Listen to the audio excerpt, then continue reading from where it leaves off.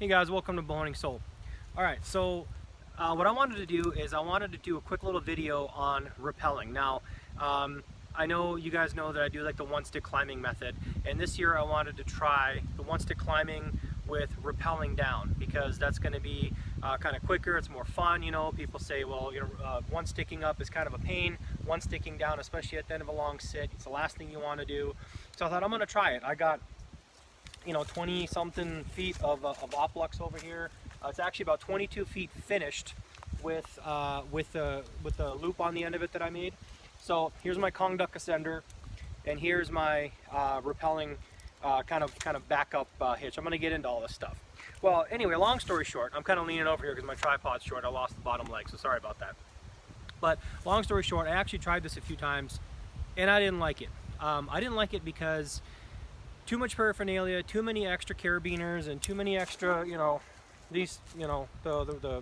rappel device and the extra carabiners and things like that, more pull down ropes that I needed, and it just was too bulky, too clangy, too much, right? So I'm not going to actually rappel for you. I'm just going to kind of show you the setup that I would need to rappel, and what I got to deal with either up in, when I'm still up in the tree and when I'm down again. So here is my, sorry, there's people shooting there. So here's my rope. Here's what I'd be normally hanging from, right? Now normally, again, I have two tethers up there, two bridges, that kind of thing. But for the purposes of this, we're just going to do the one. So here's what I'd be hanging off of.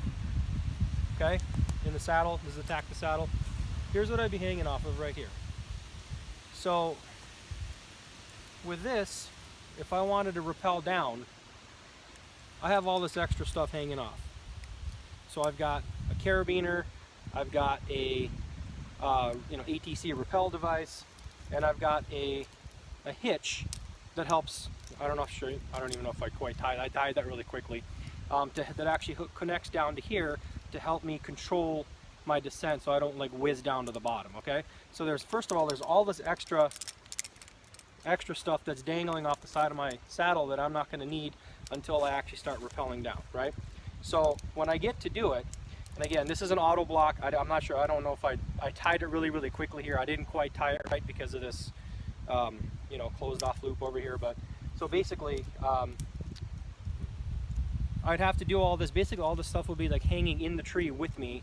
And then when I get ready to come down, I'm gonna have to hook all this stuff up and then come down the tree and then figure out another way to get my rope down from the tree. So I'd have to have an extra length of pull-up rope to be able to get that down. So I'm gonna hook all this stuff up and then I'll show you what it takes to get down. Okay, all right, I'm actually gonna just show you how to do it. So when I'm still hanging in the saddle, right, I'm still connected to my main tether. Now I got to get this off my side, which is over here, right? I get this off, pull it out, then I actually do it onto my spare bridge, but then I do my loop into here, which is the rappel device. Get another carabiner, hook that through. This isn't a how-to rappel, by the way. I'm just trying to show you the clunkiness of all this that I'm not a fan of, right? So here's this situation right now. So I've got a carabiner and I've got my rappel device, and now I've got all this extra over here. So here's my auto block, which is like a friction hitch, which is going to catch me slowing down going down. So that is yet another carabiner, and I hooked that onto the lineman loops over here. So basically, when I start going down, I'm going to loosen this one, and I'm going to put my weight, okay, I'm going to put my weight onto the rappel device. So I'm just going to actually take this off for now, just so you can see it. So you got to do this safely in the tree before you can actually put your weight on it. You got to, before you disconnect, make sure your weight's on this, and then when you rappel down, push down on this, down you go, okay? That's all fine and dandy, but look at all this extra stuff. Look at all this, and then, now that I'm on the ground, okay, all this I can bring down with me. I can throw down my stick. That's all fine and dandy. Now I got to get this out of the tree. Well, what you do before you come down is, you know, I've got some paracord pull-up rope. Well, this is my pull-up rope. That's fine and dandy, right? So I throw this down. Sorry, I don't throw it down. I lower my bow.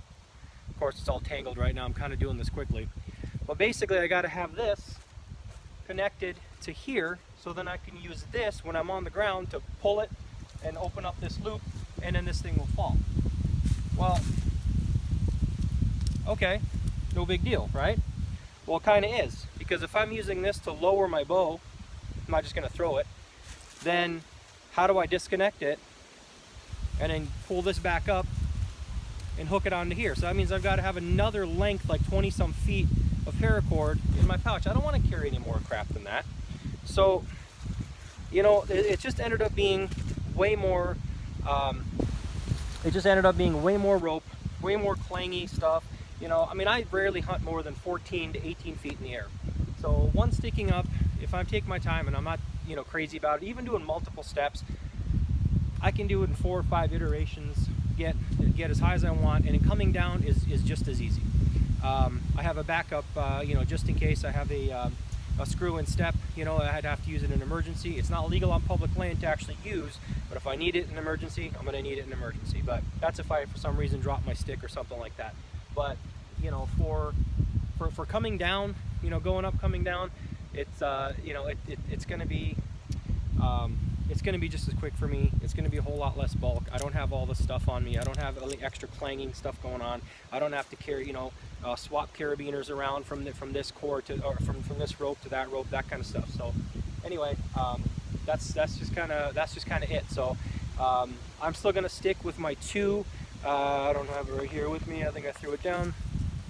My 2 Oplux tethers. They're about, I don't know, 7-8 feet long. Each one is like that. They both fit right into here, no problem.